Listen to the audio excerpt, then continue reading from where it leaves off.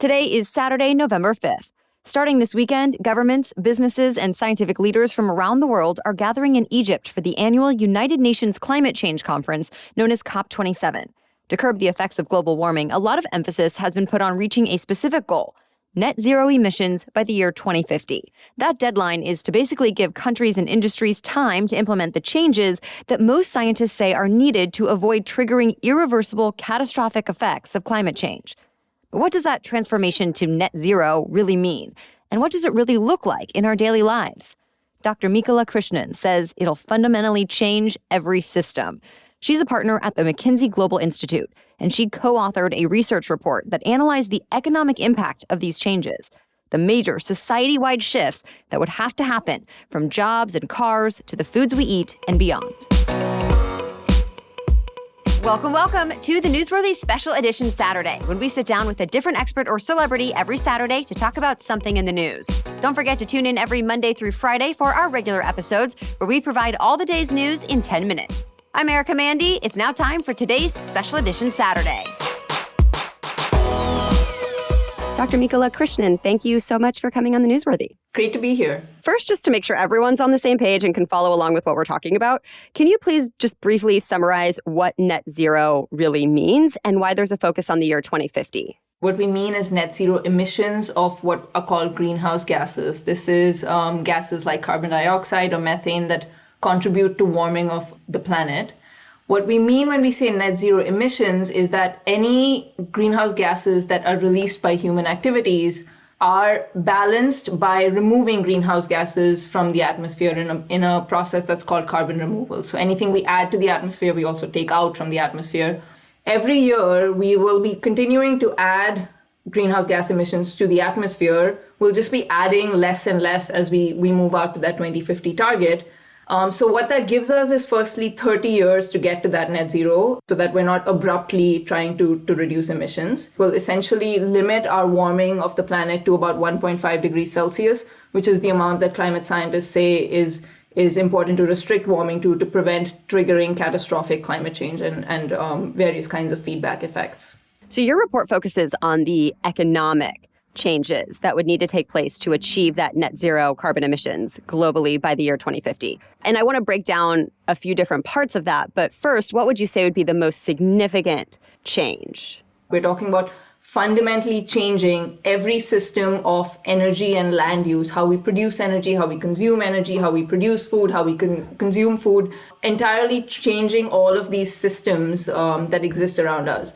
So it has implications on capital, it has implications on jobs, so where people work, the industries they work in, potentially also the geographic distribution of jobs. We expect to see, as the world transforms to net zero, for example, that the fossil fuel sector starts to ramp down, but new sectors also grow. So sectors like renewable power start to grow. So there's a fundamental demand shift that occurs. And then finally, with all of this, there is an implication to think through on costs. So as we change how we produce and we consume, the costs of different types of goods and services could also shift. Let's break it down into a few of those. What about energy or power? What would the transition mean for average consumers? The power system today consists of producing electricity through the combustion of coal or natural gas for the most part. And so we need to transform that power system to be one that doesn't produce these emissions. The typical way that is being conceived of to do that is to use renewable-based power, so power that is produced from solar and wind.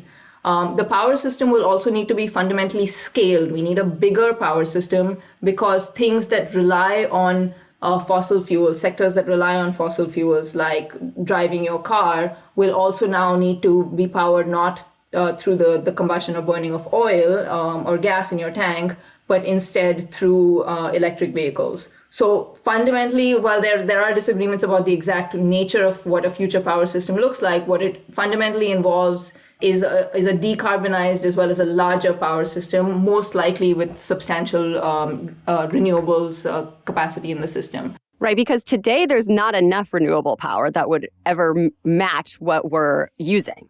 Absolutely. So we've definitely scaled the amount of renewable power that exists in the world. Renewable penetration has increased, but then if you think about the share of power that is being produced by renewables today globally, it is a tiny share of the overall power mix and overall energy mix.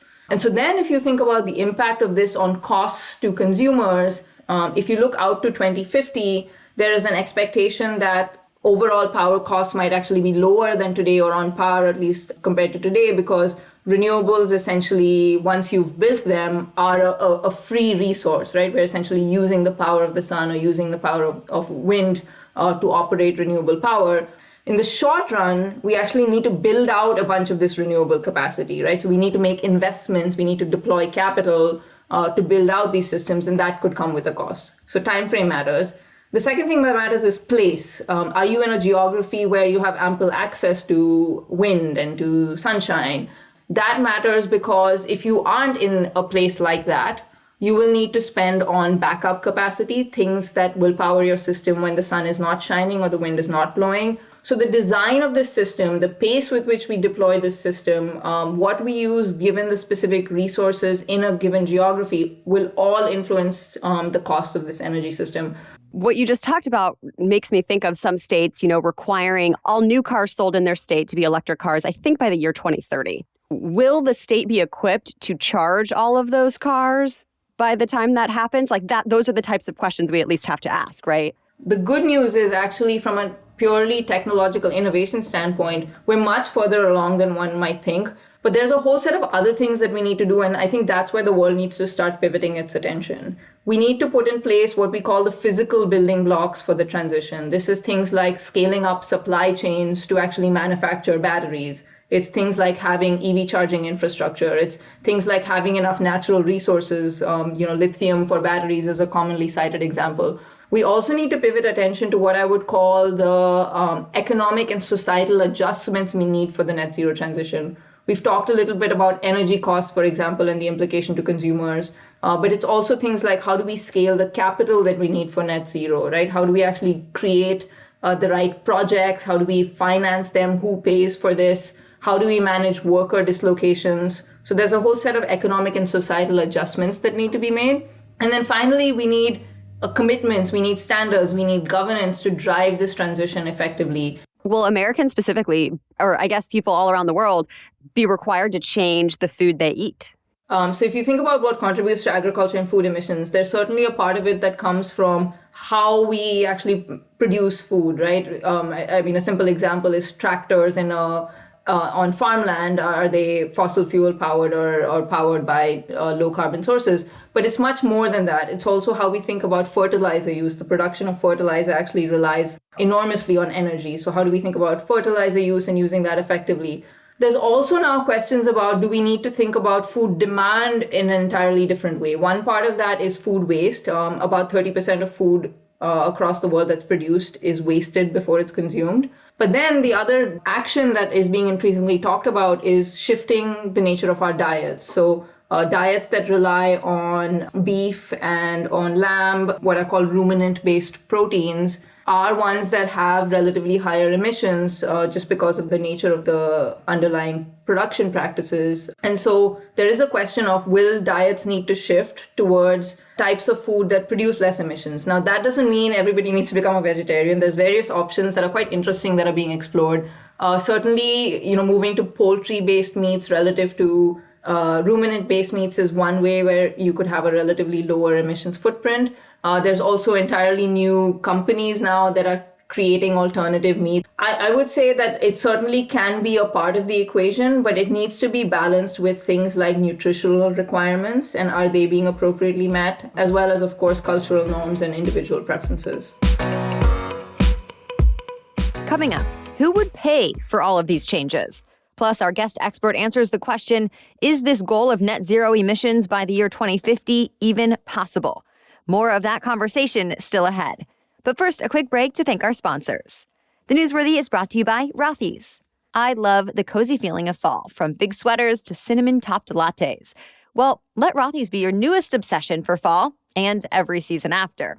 Rothy's just launched 2 new sustainably made sneakers with extraordinary comfort for all-day wear. So what do I mean by sustainable? They are made with recycled single-use plastic bottles. Yes, your shoes. So I love knowing that my Rothy's shoes are not only stylish and comfortable, they are also better for the planet. Whether you like the luxe slip-on or a laid-back lace-up, you'll feel extraordinary comfort with each step, and they're built to last. Rothy's are 100% machine washable, which is especially helpful if you get white sneakers like I have. They'll be your favorite shoes for years to come. Oh, and in addition to Rothy's new sneakers, Rothy's original slip-on sneaker won Best Slip-On Sneaker from Self Magazine's 2022 Sneaker Awards. So get stylish shoes, versatile and durable enough to wear all the time with Rothy's. Get $20 off your first purchase at rothys.com/newsworthy. That's ROTHYS, rothys.com/newsworthy. And thanks to our other sponsor, KiwiCo. This is the first holiday season that my son will be old enough to engage with us and really enjoy the season with us. And so when I'm thinking about what gifts to give him or the other kids in our extended family, I love knowing that KiwiCo always sparks fun and excitement for kids of all ages every time. KiwiCo delivers super cool science, technology, and art projects for kids. And it's truly unique to each kid. They have 9 different subscription lines for different ages and categories. My 1-year-old's experience so far with KiwiCo has been so positive that I bought my 5-year-old niece a 3-month subscription last holiday season, and I'm so excited to do it again because I heard all about how much she loved it. Plus, I really appreciate knowing KiwiCo uses high-quality materials. And there's no commitment, so you can pause or cancel your subscription anytime.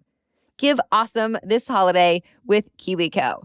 And listen up, because you can get your first month free on any crate line at kiwico.com/newsworthy. That's your first month free at KIWICO.com, kiwico.com/newsworthy. Okay, now back to my conversation with Dr. Mekala Krishnan. And what about the impact on jobs? What are the pros and cons of these types of changes? What we found was that overall, about 200 million jobs would be created as a result of this net zero transition by 2050. About 185 million jobs would be lost as a result of the transition. So jobs would be lost in sectors like the fossil fuel sector, which in that scenario declined. Jobs would be gained in sectors like the renewable power sector, which grew in that scenario. What's more interesting when you think about these numbers is the fact that it is fundamentally a transformation from certain sectors that decline to other sectors that grow. So there's going to need to be a big transition across sectors, which in turn comes with, an entirely new set of skills, an entirely potentially new set of companies. And so that sectoral shift will need to be managed when you think about jobs. Right. Can one worker go from one sector to another, or are we talking about totally different workers getting the new types of jobs? Exactly. And as part of that, also the geography of jobs, right? One of the things that we looked at for the US was we examined counties in the US that had jobs in what I would call fossil-based sectors. So this is, coal extraction or oil and gas refining or fossil-based power. And we found that there were about 44 counties in the US where 10% or more of jobs were in these sectors. So I think there's also this very important question as we think about jobs on not just the net numbers or the overall numbers,